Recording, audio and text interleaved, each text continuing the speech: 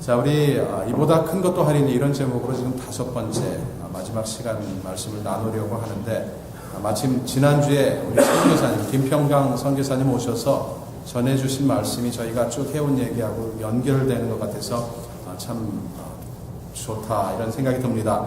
지난주에 받으셨던 그 마음속에 있는 감동 혹은 챌린지가 있으셨다면 그런 것들을 계속 지키시면서 오늘 말씀을 나눴으면 좋겠는데, 자, 우리가 기억해야 하는 사실이 있어요. 우리가 복음을 생각할 때 우리는 대체로 어떤 경향을 갖냐면 어딜 가고 안 가고라는 문제로 생각을 하는데, 사실은 그것이 중요한 것은 아니죠. 가고 안 가고 하는 이런 문제가 아니라 내가 지금 하나님이 있도록 하신 이 자리에서 내가 복음에 합당한 삶을 살고 있는가, 점진적으로 그런 쪽으로 가고 있는가라고 하는 것이 중요하고, 또 한 가지는 복음의 진보를 위해서 점진적으로 내가 더 많이 수고하는 쪽으로 가고 있는가라고 하는 이것이 중요하죠. 우리 사도행전에 적힌 그 사도들의 행적, 사도적 인물들의 행적을 쭉 살펴보면 초대교회 성도들의 삶이 보여주는 것이 바로 그겁니다. 그분들은 어떻게 했습니까? 어딜 가려고 했던 것이 아니에요. 그냥 복음에 합당한 삶을 그 자리에서 살고 있었고, 그것이 다른 사람들에게 복음이 되었고, 또 성령께서 그들을 인도하실 때에 가라고 하시는 곳이 있었으면 기꺼이 가는 그런 수고를 아끼지 않았던 것이죠. 그러니까 가고 안 가고의 문제가 아니고 내가 지금 복음을 정확히 내 마음속에 담고 있는가, 그래서 그 복음에 합당한 삶을 살고 있는가라고 하는 것, 이것이 더 중요한 것이다 라는 이런 말씀. 우리 지난 몇 주 동안 생각해온 말씀, 우리 잘 생각해보면 사도행전에 적힌 그 초대교회 성도들이 왜, 무슨 이유로 그런 삶을 살게 되었는가라고 하는 것을 우리 알게 되는 거죠. 자, 12절을 한번 눈여겨보셨으면 좋겠어요. 예수님께서 지금 뭐에 대해서 얘기를 하시냐면, 나의 하는 일을 저도 할 것이요, 저희도 할 것이요. 이 일이 뭡니까? 도대체 뭐예요? 생명을 살리는 일이죠. 복음을 통해서 하나님의 나라를 넓혀 나가는 이 일. 내가 진실로 진실로 너희에게 이르노니 나를 믿는 자는 나의 하는 일을 저도 할 것이요 라고 이렇게 말씀하십니다. 그런 의미에서, 자, 지금 한번 대답해 보셨으면 좋겠어요. 하나님께서, 우리를 구원하신 하나님께서 이런 삶을 살기를 원하시는데 어떤 사람들에게 이런 소원을 가지고 계십니까? 어떤 사람들에게? 믿는 사람이라고 미리 답변을 드렸어요. 모든 사람이에요. 그죠? 믿는 모든 사람, 예외가 없이 나를 믿는 자는 이런 것들을 할 것이다 라고 말씀하실 때 거기에는 믿고 있는, 예수님을 믿고 그래서 하나님의 자녀가 된 저와 여러분을 포함하고 있다. 믿는 모든 사람을 향해서 하나님은 이런 마음을, 이런 소원을 갖고 계신데, 잘 보세요. 내가 진실로 진실로 너희에게 이르노니 나를 믿는 자는 나의 하는 일을 저도 할 것이요, 이렇게 되어 있죠. 제가 몇 번이고 강조를 드리는데 이건 명령입니까? 아닙니까? 명령이 아니에요. 우리 주님은 이래라 저래라 하시는 분이 아니에요. 지금 주님은 무슨 얘기를 하고 계시냐면 주님의 아젠다에 대해서 말씀하고 계십니다. 주님의 플랜, 주님의 소원에 대해서 지금 말씀하시는 거예요. 자, 그러니까 누가 이런 삶을 살게 되는 겁니까? 주님께서 가지고 계신 이 아젠다를, 주님의 아젠다를, 그게 나의 것입니다 라고 말할 수 있는 사람이 이런 삶을 살게 되는 거죠. 주님의 생각과 자신의 생각을 동일시할 수 있는 사람, 주님께 설득을 당해서 나도 그런 삶을 살아봐야지 라고 하는 이런 마음을 가진 사람이 명령하셔서가 아니라, 명령을 하시지 않았어요. 주님이 설득하고 또 설득하시기 때문에 그렇다면 내가 이렇게 살아야지, 이런 생각을 가지게 된 사람이 이런 삶을 살게 된다는 거예요. 근데 누가 설득하시는 거죠? 우리 이미 답을 알고 있어요. 누가 설득을 하십니까? 우리 안에 거하시는 성령님께서 계속해서 우리를 설득하시는 거죠. 16절부터 18절 이렇게 보게 되면 얘기가 어떻게 흘러가는구나 라고 하는 사실을 알게 됐는데, 나를 믿는 자는 나의 하는 일을 할 것이요. 그 다음에 무슨 얘기가 나와요? 내 이름으로 기도하는 얘기가 나오고, 너희가 나를 사랑하면 나의 계명을 지킬 것이다 라는 얘기가 나오고, 그 다음에 나온 얘기가 뭡니까? 성령 하나님을 보내실 것이다. 이게 별개로 돌아가는 얘기가 아니라 쫙 흘러오는 얘기죠. 잘 생각해 보면 여러분, 믿음을 누가 가질 수가 있어요? 성령 하나님께서 우리 마음을 만져주시고 열어주셔야 믿음을 가질 수 있게 되는 거죠. 우리 기도 어떻게 할 수 있습니까? 그냥 아무데나 대고 기도하면 그게 기도가 아닌 거죠. 성령 하나님께서 우리 안에서 일하셔야 우리의 기도가 하나님께 올려지고 하는 그런 일이 벌어지는 거고, 순종은 또 누가 합니까? 순종이라 그랬어요. 순종.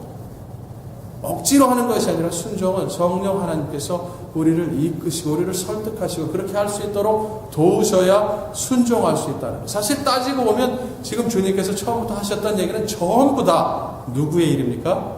성령 하나님께서 하셔야 하는 그런 일이다라고 하는 겁니다. 설득하고 계신다는 거예요. 우리 안에서. 우리 그 유명한 사도행전 1장 8절을 보니까 이렇게 말씀하잖아요. 오직 성령이 너희에게 임하시면 너희가 권능을 받고 예루살렘과 온 유다와 사마리아 땅끝까지 이르러 내 증인이 어떻게 될 것이다? 되리라. 돼야 한다라고 말씀하시지 않았어요. 될 것이다. 지금은 주님은 어떤 뜻에서 말씀하신 겁니까? 설득할 것이다. 그래서 결국 너를 통해서 내가 일하고야 말 것이다 라고 주님의 의지, 주님의 아젠다에 대해서 말씀하고 계신 것이죠. 우리가 이 말씀을 보면서 권능을 받고라는 이 구절에 너무 많은 강조점을 두다 보니까 성령이 우리에게 임하셔서 우리 안에서 일하시는 그 나머지 부분에 대해서 소홀한 경향이 있는데, 지금 누가 설득하신다는 거예요? 성령이 임하셔서 권능을 얻기 이전에, 물론 초대교회 오순절 마가의 다락방에 모였던 성도들의 입장에서는 권능을 얻는 일이 최우선의 일이었어요. 그분들은 이미 설득당하셨던 분들이기 때문에. 그러나 우리의 입장에서 보자면 성령께서, 우리 안에 거하시는 성령께서 우리를 설득하셔서 이렇게 살아봐야지 라고 복음에 합당한 삶을 살고, 또 원하실 때에 이 사람에게 복음 한번 전해보자 라는 이런 설득당함이 우리에게 있어야 한다는 것. 누가 설득하신다고요? 성령 하나님께서. 어디에 계신다고요? 우리 안에 거하시는 이 성령 하나님께서 설득하실 때 이런 일들이 벌어진다는 것. 자, 오늘 보면 사실은 16절부터 이제 18절을 주로 살펴봐야 하는 그런 시간인데, 16절부터 한번 보자고요. 이렇게 시작을 하잖아요. 내가 아버지께 구하겠으니 라고 이렇게 돼요. 자, 우리가 잘못 생각하면 그냥 얼핏 보면, 자, 예수님께서 믿음을 가진 자는 이런 일을 할 것이요, 기도에 대해서 얘기하시고 순종에 대해서 얘기를 하시고 그 다음에 성령 하나님에 대해서 얘기를 하니까 이것이 다 별개의 얘기인 것처럼 느껴지는데, 좀 전에 말씀드렸던 것처럼 다 연결되는 얘기고 성령 하나님께서 하시는 일이다 라고 말씀을 드렸는데, 자, 문법적으로 보면 내가 아버지께 구하겠으니, 이거 그냥 뚝 떨어진 얘기가 아니에요. 어디에 걸려있는 얘기인지 아십니까? 우리 15절부터 보셔야 되는데, 15절에 어떻게 얘기를 해요? 너희가 나를 사랑하면 너희가 나의 계명을 지킬 것이다 이렇게 얘기를 하셨잖아요. 그리고 나서 하신 얘기가 바로 내가 아버지께 구하겠으니 이렇게 됐는데, 이게 문법적으로 연결이 되어 있어요. 그러니까 실제 주님은 어떻게 얘기를 하신 거냐면, 너희가 나를 사랑하면 내가 아버지께 구하겠으니, 이런 식으로 계속 연결이 되는 거죠. 그리고 그 의미는 그냥 한번 사랑하다가 아님 말고 이런 사랑이 아니라, 비록 약해질지라도, 때때로 그 사랑이 식어질지라도 포기하지 않고 계속해서 사랑하면, If you keep loving me 라고 지금 말씀하시는 거죠. 그렇게 하면 어떻게 하시겠다고요? 주님이 하시는 얘기가, 너희가 포기하지 않고 계속 나를 사랑하면 내가 아버지께 구하겠으니, 아버지께 가서 얘기를 할 것이고 아버지는 그 얘기를 들으시고 성령을 보내실 것이다, 이런 약속을 주고 계신 거죠.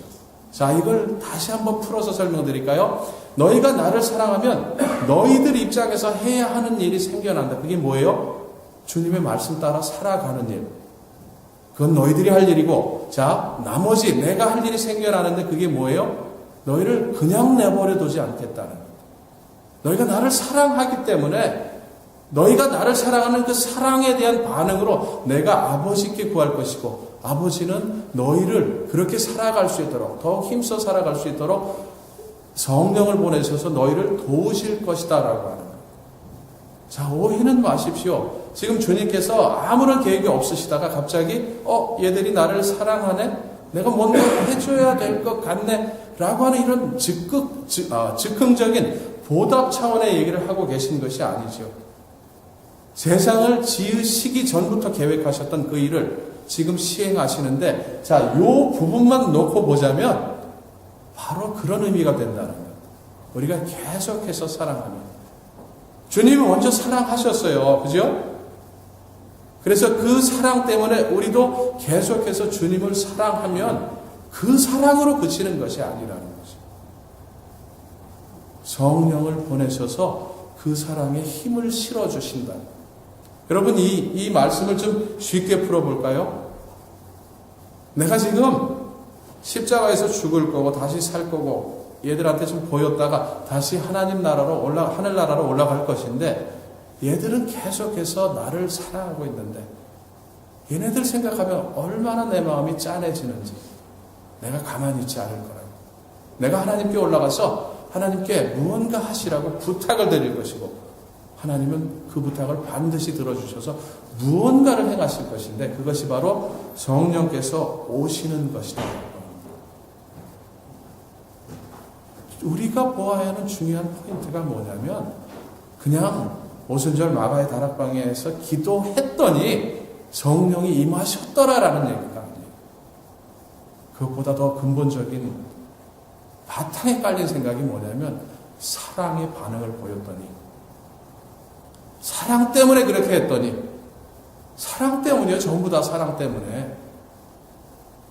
하나님이 세상을 이처럼 사랑하셔서 독생자를 보내셨고, 그 예수는 우리를 너무도 사랑하셔서 우리 대신 십자가에 죽으셨고, 우리가 그 사랑 때문에 예수님을 사랑하는 마음을 가졌더니 그것이 헛되게 그친 것이 아니라 하나님이 아예 우리 안에 들어와 사시는 그 일이 벌어지게 되었더라라고 하는 것.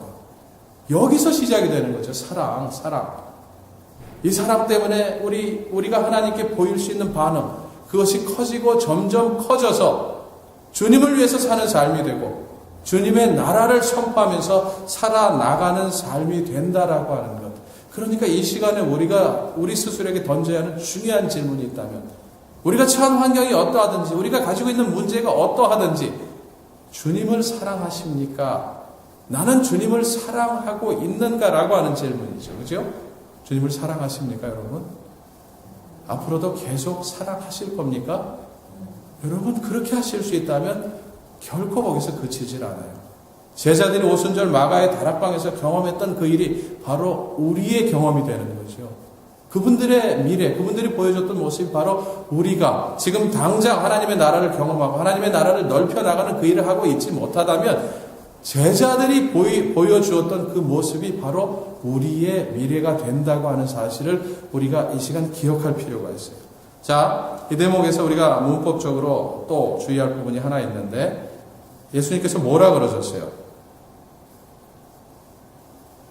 내가 아버지께 구하겠으니. 그래서 또 다른, 뭐 다 하시는 얘기인데 그래도 한번 짚어보고 가자는 뜻에서 또 다른 보혜사를 보내시겠다라고 하는, 어떤 의미의 또 다른입니까? 잘 아시죠? 그죠? 무슨 얘기인지? 우리 헬라어로 이 또 다른, 영어로 보면 another라는 단어를 썼는데, 우리 코인의 그릭으로 이렇게 보게 되면 또 다른을 표현할 수 있는 방법이 두 가지예요. 하나는 알로스라는 단어를 쓰거나 아니면 헤테로스라는 단어를 쓰거나. 자, 이 부분에 또 다른이라고 번역이 될 때, 우리말로 번역이 되고 영어로 another라고 번역이 될 때 쓰인 단어는 앞에 나오는 알로스라는 단어인데, 이 두 가지의 차이가 뭔지 아는 것이 참 중요할 것 같아요. 뭔지 아시죠? 그죠? 자, 제가 이 주머니를 두둑하게 해왔는데, 제가 갑자기 과자가 먹고 싶어서 이걸 하나 이렇게 맛있게 먹고 있다고, 먹어야 되는데 지금 목이 막 안 돼요. 먹었다고 치자고요. 근데 이걸 보는데, 먹고 있는데 내 친구 커리나가, 친구라고 하자고요, 저를 보면서 그거 맛있겠다, 하나 달라 그래서 그래 너도 먹어.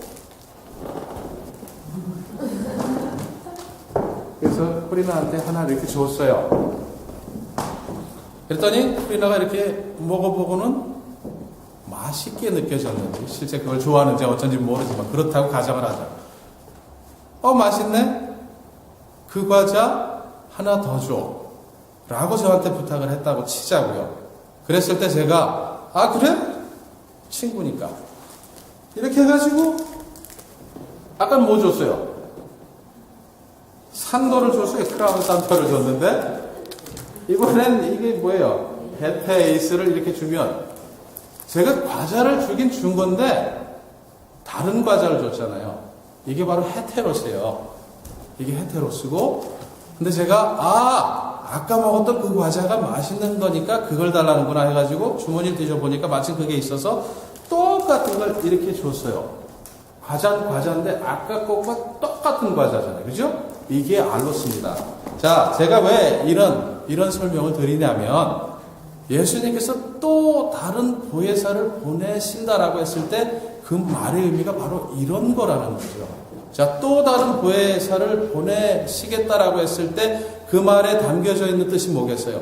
이미 보혜사가 활동하고 계셨다는 거죠. 그분이 누굽니까? 예수님이에요. 보혜사. 오리지널 보혜사. 예수님. 그분이 보혜사로 제자들에게 보혜사로 그렇게 활동하셨다는 것. 여러분, 이 얘기를 제자들의 입장에서 어떤 의미일까? 보혜사가 어떤 의미일까? 한번 생각하셨으면 좋겠어요. 보혜사. 함께 계시면서 다 돌봐주시는 분 아니겠어요? 무언가 의미 있는 삶을 살 수 있도록 옆에서 가르쳐 주시기도 하고 격려하시기도 하고 일으켜 세워주시기도 하고 고쳐주시기도 하고 때때로 너무 잘못된 길로 갈 때 야단도 가끔 치시는 이런 의미의 보혜사. 그죠? 그런 의미에서 지금 보혜사를 얘기하고 계신 거죠.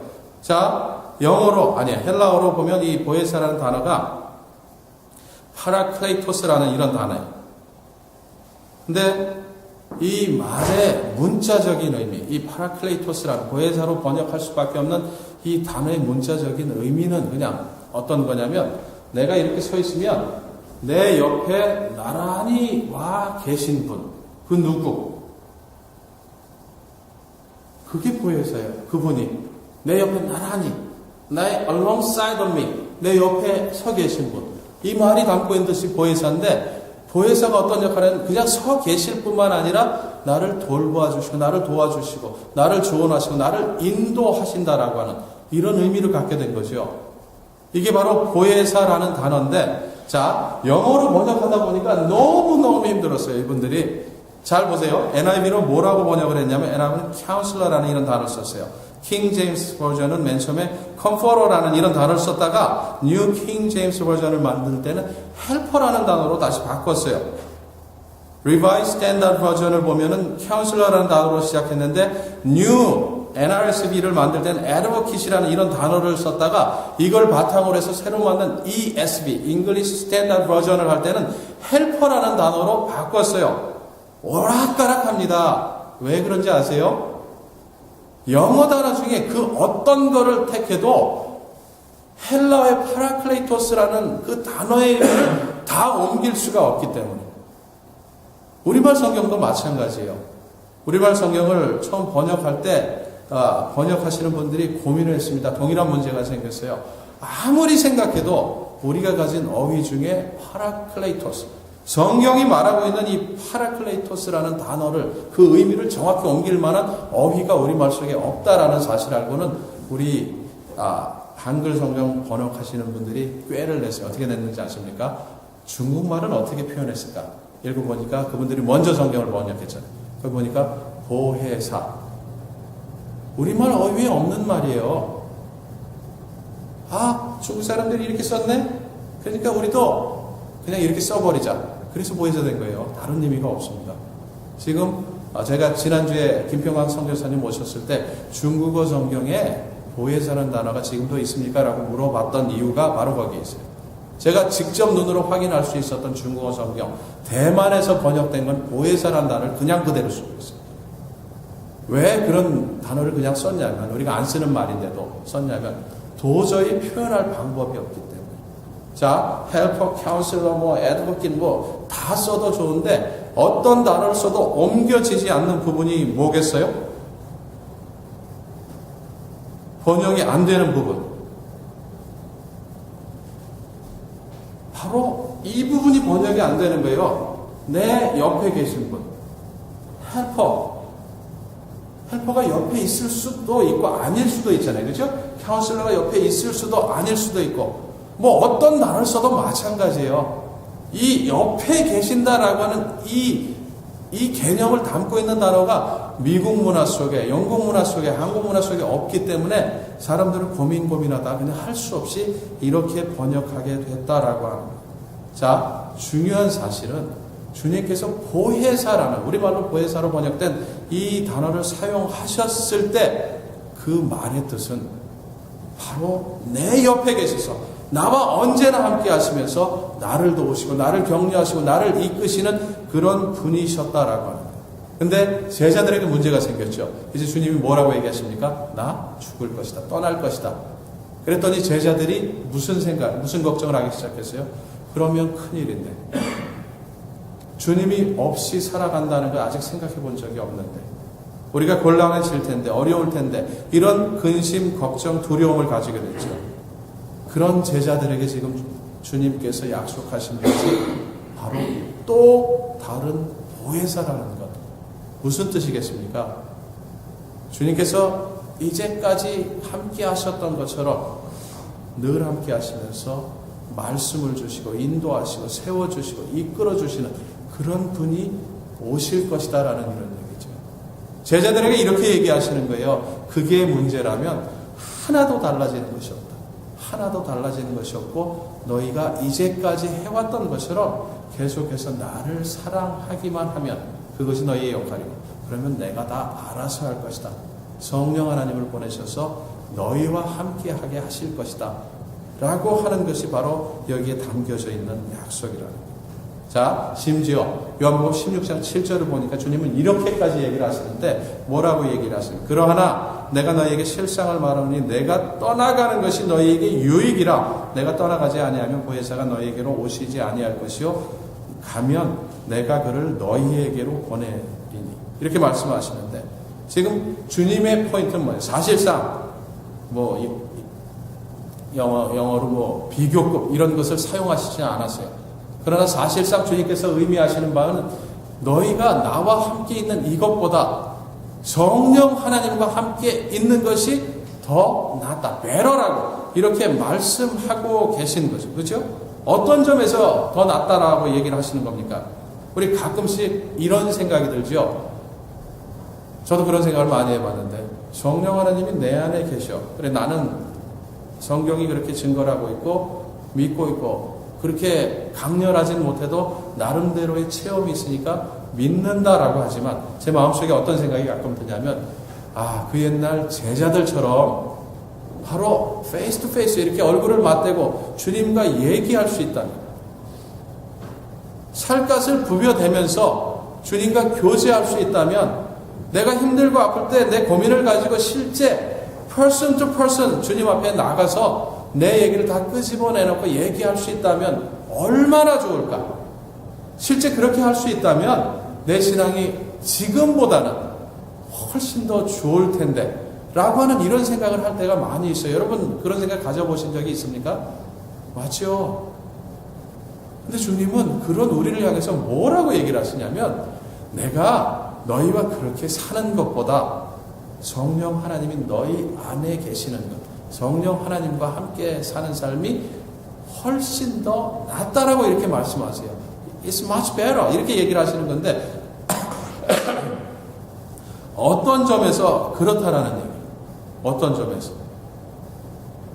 우리 주님의 포인트가 뭔지 한번 생각해 볼 필요가 있는데 자 다시 이 카펫하고 제가 좀 안 친한 것 같아요. 카펫 듣는 데만 가면 이렇게 기침이 나고 그러는데 다시 17절, 18절을 이렇게 보자고요. 여러분이 한번 눈으로 보시면서 어떤 점에서 주님을 제자들이 만나고 주님을 따르며 살았던 그 삶보다 성령 하나님과 같이 살아나가는 삶이 더 나은 것이냐 한번 스스로 발견해 보셨으면 좋겠는데 자 17절, 18절 뭐라고 적혀 있냐면 저는 진리의 영이라 세상은 능히 저를 받지 못하나니 그는 저를 보지도 못하고 알지도 못함이라 그러나 너희는 저를 아나니 저는 너희와 함께 거하심이요. 자, 예수님께서 함께 하셨던 것처럼 그렇게 하신다는 거죠. alongside라고 제가 설명드려요. 파라클레이토스가. 자, 근데 그 다음에 나오는 표현. 어떻게 하시겠다고요? 또 너희 속에 너희 안에 계시겠습니다. 그러면서 하시는 얘기가 내가 너희를 고아와 같이 버려두지 아니하고 너희에게로 오리라. 어떤 점에서 bear라는 얘기입니까, 여러분? 우리 안에 거하신다는 점에서, 우리 안에 거하신다는 점에서 이해가 되세요? 그게 bear라고 느껴지십니까? 자, 우리 요한복음 11장을 보면 이런 사건이 나오잖아요. 마르다와 마리아, 오라비 되는 나사로가 아팠어요. 그랬더니 이 두 자매가 어떻게 합니까? 사람을 보내서 예수님께 그 소식을 전하게 하죠. 연락에 달려가는 중에 오빠가 죽었어요. 오라비가. 그래서 예수님이 오셨을 때 뭐라고 얘기를 합니까? 주님이 여기에 계셨다면 죽지 아니하였을 텐데. 이런 얘기 하잖아요. 여러분 지금 이 얘기를 하고 계신 거예요. 주님이 지금 순회 집회를 다니신다고 한번 생각해 보세요. 근데 주님이 필요한데 여러분 어떻게 하시겠어요? 전화, 통화죠. 암만 해도 연결이 안 된다면 어떻게 하시겠어요? 아쉽고 달려가셔야 되겠죠. 어디 계신지 수소문해야 되고 비행기표 사야 되고 그러고 가서 주님 갔더니 사람들이 구름같이 쌓여 있어서 비집고 들어갈 틈도 없고 지금 주님께서 말씀하시는 굉장히 유아적인 표현 같지만 이건 너무 유치한 얘기 아니냐 이렇게 생각하실런지 모르지만 주님의 포인트가 딱 그거예요. 내가 너희와 함께 있는 이런 것보다 성령 하나님께서 아예 너희 안에 들어와 계신 것이 훨씬 더 낫다라고 하는 거예요. 달라지는 게 하나도 없는 정도가 아니라 그것이 마치 bear라고 이렇게 말씀하십니다. 여러분 이 부분에 대해서 우리가 믿음을 가져야 하는 거예요. 이 부분에 대해서 예수님께서 제자들과 함께 하시면서 제자들을 돌보셨던 것과 동일하게 우리 안에 거하시는 그래서 우리 마음을 여시고 하나님의 자녀가 되신 그 성령 하나님께서 우리를 동일하게 돌보시기 때문에 예수님께서는 또 다른 보혜사를 우리에게 보내신다라고 약속을 하셨고 실제 약속하신 그대로 그분이 오셨다라고 하는 거예요. 그러니까 우리가 혹시 마음속에 내가 제자들처럼 그 옛날에 살았던 방식처럼 예수님과 얼굴을 맞대고 사는 그런 삶이 내게 있었더라면 하는 것은 우리가 가질 수 있는 소원이지만 사실은 그것이 불신일 수도 있다. 무식의 소치일 수 있다. 우리가 집중해야 하는 부분이 있다면 여러분 잘 생각하셔야 돼요. 이미 그렇게 살고 계신다고 제가 믿는데 우리가 신앙생활을 해나갈 때 가장 중요하게 생각해야 하는 것이 있다면 정말로 주님께서 지금 이 부분을 통해서 하시는 말씀을 우리가 믿는다면 우리가 가장 중요하게 생각해야 하는 첫걸음이 뭔지 아세요? 하루를 시작하면서 우리 큐티를 해도 되고 안 해도 돼요. 어떤 의미에서 해도 되고 안 해도 되냐면 우리가 그걸 한다고 해서 하나님이 더 사랑하시지 않습니다. 우리가 그걸 안 한다고 해서 덜 사랑하시지 않아요. 우리를 향하신 하나님의 사랑은 매 순간 동일합니다. 해도 되고 안 해도 되고 라는 의미는 단지 그런 의미인데 우리가 할 수 있다면 그리고 그것도 형식에 따라서 관찰, 해석, 정형 우리 머리 가지고 하는 것이 아니라 정말 성령 하나님 앞에 마음을 열고 조명하십시오. 비추십시오. 그럴 때 내가 보고 듣고 결단하고 힘을 주실 때 내가 그렇게 살겠습니다. 라고 하는 이런 의미에서 큐티를 한다면 그렇게 해나갈 수 있다면 그것이 우리가 하루를 여는 첫 번째 걸음일 수 있다면 바로 주님께서 약속하시는 보혜사 하나님의 동행하시고 이끄시고 우리를 세워주시고 우리를 주장하시는 그런 은혜 속에서 살 수 있게 된다. 우리가 어디서 무너지냐면 우리가 어디서 실패하냐면 안다라고 하는 생각에서 내 안에 들어와 계신 것을 내가 아는 데서 그칠 것이 아니죠. 우리가 해야 하는 선택이 있다면 그분 앞에 나가는 겁니다. 볼 수 없고 만질 수 없고 느낄 수 없지만 이 땅에 오셔서 나를 위해서 죽으신 진리이신 예수께서 그렇게 말씀하셨고 그 약속을 지키셨기 때문에 내 안에 거하시는 그 성령님은 실제다라고 하는 이런 믿음. 내가 무언가 은사를 발휘할 수 있어서가 아니라 내게 이런 체험이 있어서가 아니라 진리이신 예수님께서 그렇게 말씀하셨기 때문에 그런 믿음을 가지고 실제 나아갈 수 있다면 그 성령 하나님을 우리가 체험하면서 그분과의 교제 속에서 우리가 살아갈 수 있게 된다는 거예요. 여러분, 그 교제가 없으시다면 내가 여태까지 예수를 이렇게 믿으며 살아왔는데 내 삶이 달라지는 게 하나도 없어, 이 얘기 하시면 안 되는 거죠. 아니, 할 수는 있는데 우리가 우리 스스로를 살필 때 내가 소홀했던 부분이 이것이구나 라고 하는 이런 생각을 가지셔야 한다는 거죠. 내가 예수 믿어도 내 마음속에 따뜻함이 없고 언제나 나는 혼자였고 아무도 no one cares about me 이런 얘기를 할 수밖에 없다면 그분에 대해서 내가 동정할 수는 있지만, 같은 마음을 가지고 힘드시겠다라고 얘기할 수는 있지만, 동시에 저는 그분을 향해서 말은 못해요. 말은 못하지만 속으로 그렇게 기도한다는 거죠. 교제하십시오, 성령님과. 그 부분이 해결이 안 되셨을 수도 있습니다. 라고 하는 이런 얘기를 하게 된다는 거죠. 자, 우리 다시 17절, 18절을 이렇게 보게 되면 성령께서 우리 안에 계셔서 하시는 일에 대해서 분명히 얘기를 하죠. 이게 뭡니까? 이분은 어떤 영이에요? 진리의 영이라고 이렇게 말하고 있어요. 진리의 영이시기 때문에 진리의 말씀을 통해서 우리와 교제하신다는 거죠. 그죠? 그러니까 우리가 교제를 할 때 재료가 필요한데 그게 뭐예요?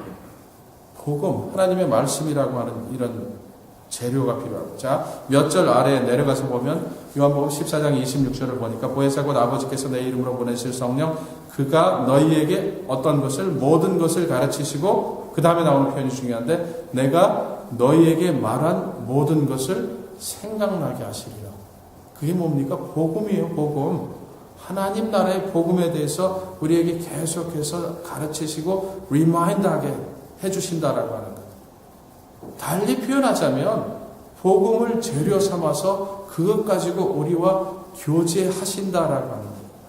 그러니까 우리가 실제적으로 힘써야 하는 일이 있다면 하나님의 말씀을 지식으로서가 아니라 교제의 방법으로서 우리 마음속에 담는 것, 그걸 교제 삼아서 묵상하는 것.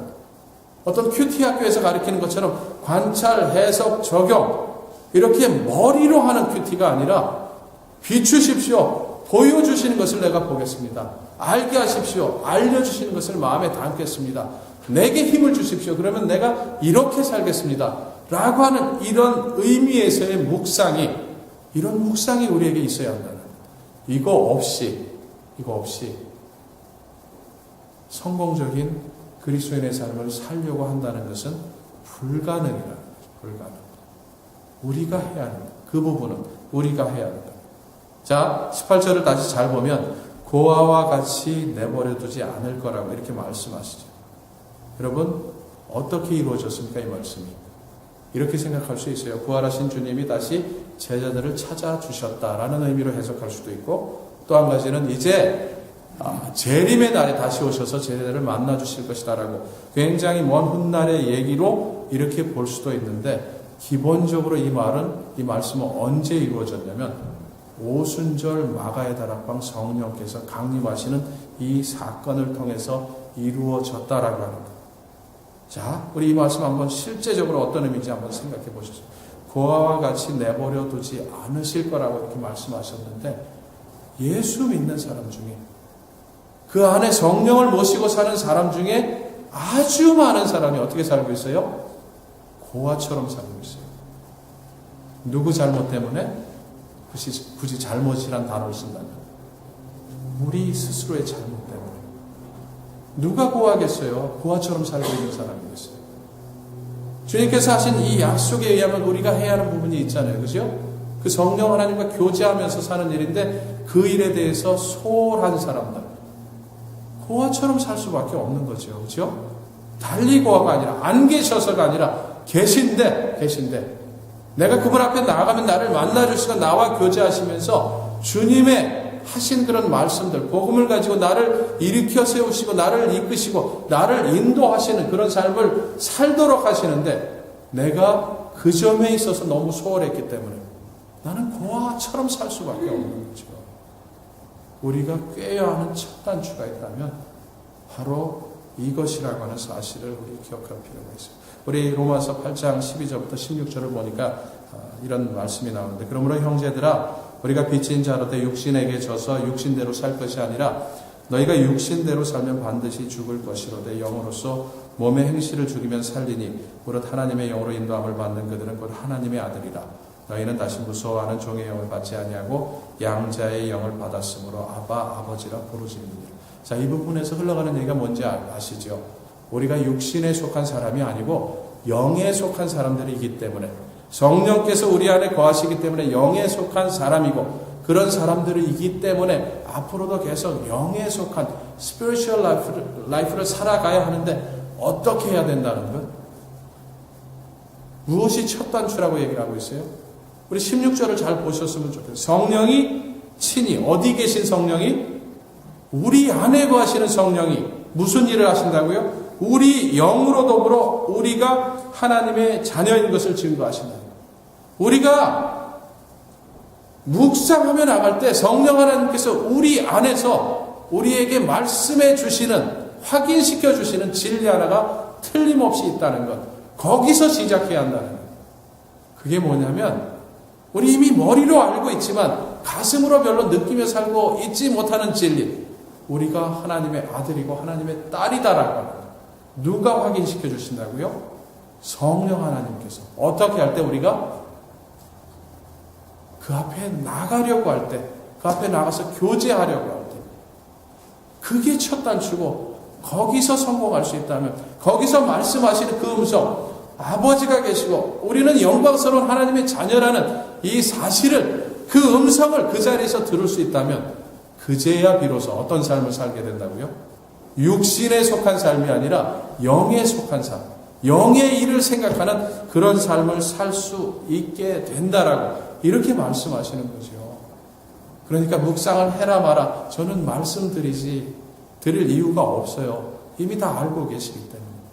그러나 그 묵상이라고 하는 것은 해도 되고 안 해도 되고 하는 이런 종류의 일이 아니라 정말로 우리가 이미 하나님의 자녀가 된 우리가 하나님의 뜻을 따라 살기를 원한다면 반드시 택해야 하는 기계적인 묵상이 아니라 성령 하나님과의 교제라는 의미에서 그 묵상은 반드시 우리에게 필요한 일이라고 하는 사실을 기억하시면 좋겠어요.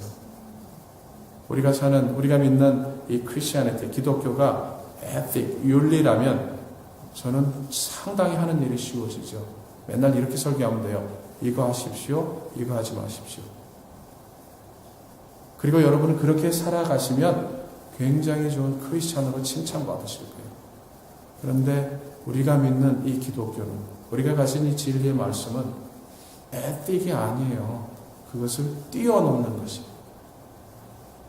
우리가 믿고 있는 이 기독교 신앙이라고 하는 것이 필라소피면, 철학이면 저는 맨날 여러분들 머리로 이렇게 생각하십시오. 이런 사고방식을 가지고 이렇게만 얘기할 것이고, 여러분들이 그렇게 생각하시면서 살 수 있다면 여러분 굉장히 좋은 크리스찬이겠죠. 근데 우리가 가지고 있는 이 신앙은 철학이 아니기 때문에 생각만으로 안 된다는 거예요. 우리가 믿고 있는 이 기독교라고 부르는 이것이 종교라면, 자, 교회에 와서는 이런 자세를 취하십시오. 기도할 때는 머리를 몇 도 숙이십시오. 손을 이렇게 모으십시오. 이런 것만 얘기해도 충분할 텐데.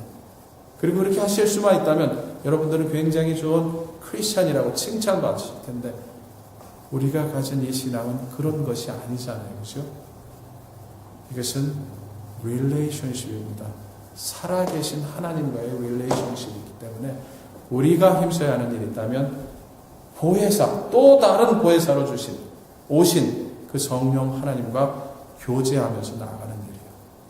우리가 하루를 시작할 때, 아니면 내 삶 가운데 가장 중요한 시간이다 싶은 그 시간에 일부러 시간을 떼서 그 성령 하나님과의 교제에 힘쓸 수 있을 때, 거기서 우리를 만나 주셔서 주님이 제자들을 돌보셨던 것처럼 성령 하나님께서 우리를 돌보시고 우리를 이끄시고 인도하시는 그런 놀라우신 은혜를 체험하시면서 사시게 될 겁니다. 이미 그렇게 살고 계신 분도 많이 계십니다.